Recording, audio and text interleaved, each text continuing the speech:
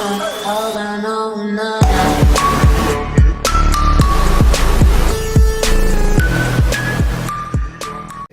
दोस्तों आज हम बात करेंगे नोटबुक मेकिंग बिजनेस के बारे में। दोस्तों चाहे हम स्कूल में हो, कॉलेज में हो, घर में हो, ऑफिस में हो, जॉब में हो या कहीं भी हो, हमें नोटबुक का उपयोग लगता ही लगता है। दोस्तों ये जो बिजनेस है ये एफएमसीजी में आने वाला बिजनेस है, जो फास्टेस्ट मूविंग कंज्यूमिंग गुड होता है उसमें आने वाला ये बिजनेस है, क्योंकि इसमें आपको हमेशा इस चीज की जरूरत पड़ती ही पड़ती है। तो दोस्तों ऐसे में ये बिजनेस में कभी मंदी आ ही नहीं सकती, इसलिए जो बिजनेस है ये काफी स्कोप वाला बिजनेस है। तो दोस्तों आज हम इसी बिजनेस के बारे में बात करेंगे कि नोटबुक के लिए आपको कौन से नोटबुक बनाने के लिए आपको कौन से मशीनरी की आवश्यकता होगी, कौन से रॉ मटेरियल लगेंगे, कितने एरिया की आवश्यकता होगी, कितना कॉस्टिंग लगेगा और इसमें कितना प्रॉफिट होता है।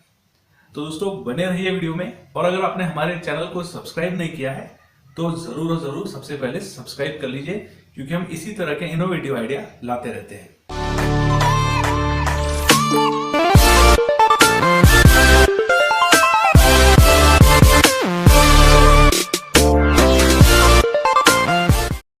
दोस्तों अगर बात की जाए इस बिजनेस में लगने वाले एरिया की, तो इस बिजनेस को आप रेसिडेंशियल एरिया में भी स्टार्ट कर सकते हैं, लेकिन आपको यहाँ पर जो एरिया है ये लगभग 3000 स्क्वायर फीट तक का इसमें एरिया आपको लग जाएगा।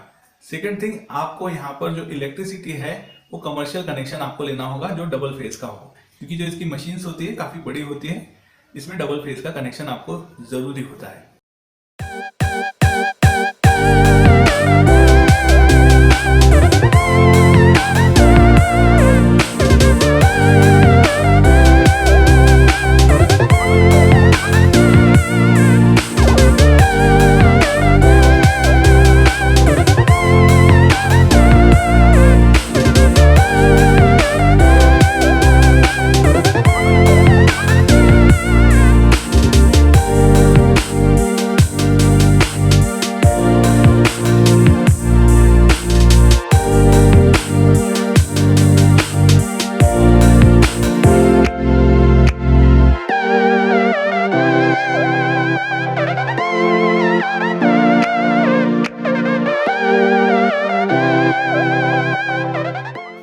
दोस्तों अगर बात की जाए इस बिजनेस में लगने वाले रॉ मटेरियल की, तो यहाँ पर आपको पेपर शीट लगेगा।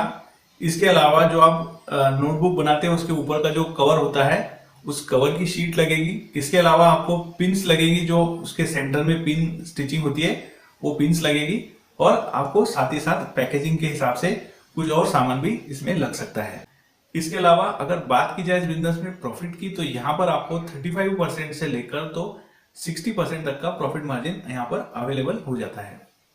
दोस्तों अगर बात की जाए इस बिजनेस में ब्रांडिंग की, तो यहाँ पर दोस्तों आप देखेंगे कि कई कंपनीज ऐसी है, जैसे क्लासमेट है, कैमल है, ऐसे कई कंपनीज ने अपना नाम इसमें बहुत ज्यादा यहाँ पर बढ़ाया है। तो इस तरह अगर आपको इस तरह की एक कंपनी खड़ी करनी है, तो यहाँ पर आपको सबसे ज्यादा आपके जो कवर पेज होता है उसके डिजाइन पर ख्याल रखना होगा। इसके अलावा जो पेजेस की क्वालिटी है उसका ख्याल रखना होगा, और जो आप बुक बनाओगे उसकी जो क्वालिटी है उसका भी आपको ख्याल रखना होगा। अगर आप इन सबको अच्छे तरीके से मेंटेन करते हो, देन आपको यहाँ पर सबसे ज्यादा मार्केटिंग के लिए कॉस्टिंग निकालनी होगी। उस हिसाब से ही आप आपके जो बुक्स है उसके जो रेट्स है वो तय कर सकते हो। सेकंड थिंग, आपको मार्केट में भी अगर कंपटीशन में आपकी जो बुक्स है वो उतारनी है, तो वहां पर भी आपको जो रेट्स है उनका ख्याल रखना होगा। तो सही तरीके से सही रेट्स में सही क्वालिटी आपको यहाँ पर प्रोवाइड करनी होगी। इस तरह आप एक सही तरीके का ब्रांडिंग स्थापित कर सकते हो।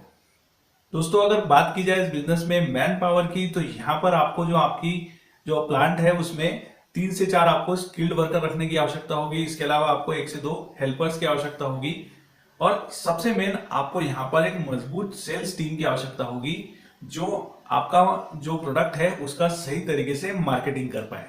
इसके अलावा दोस्तों जो आपकी सेल्स टीम होगी, उनके जो टारगेट कस्टमर्स होंगे वो होंगे रिटेल शॉप, जहां पर बुक्स का रिटेल होता है। इसके अलावा जो स्टेशनरी शॉप्स होते हैं, जहां पर जनरल जो सामान है वो मिलता है, वहां पर बुक्स भी मिलती हैं।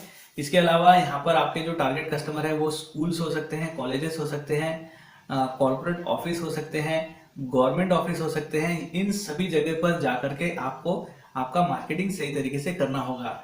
और जनरली ऐसे जगह पर होता ये है कि यहाँ पर बल्क में आपको ऑर्डर भी मिल सकती है। जैसे स्कूल में अगर आप जाओगे तो वहाँ पर आप उनके स्कूल का जो कवर पेज है, अगर आप उसके थ्रू उसमें कुछ डिजाइन्स आप प्रेजेंटेशन में उनको दिखाते हो, अगर उनको पसंद आता है तो ज़रूर ज़रूर वो आपको ऑर्डर्स देंगे। यहाँ पर आपको ऐसे में बल्क ऑर्डर भी मिल सकते हैं। तो दोस्तों यहाँ पर आपको आपके जो कोर टीम होगी, सेल्स टीम होगी, उनसे भी आप इस तरीके से एक अच्छा यहाँ पर मार्केटिंग करके आपका जो बिजनेस है वो एक बड़ा बिजनेस आप खड़ा कर सकते हो। तो दोस्तों आज की वीडियो में बस इतना ही। अगले वीडियो में हम फिर मिलेंगे एक नए बिजनेस आइडिया के साथ। तब तक के लिए दोस्तों, वंदे मातरम।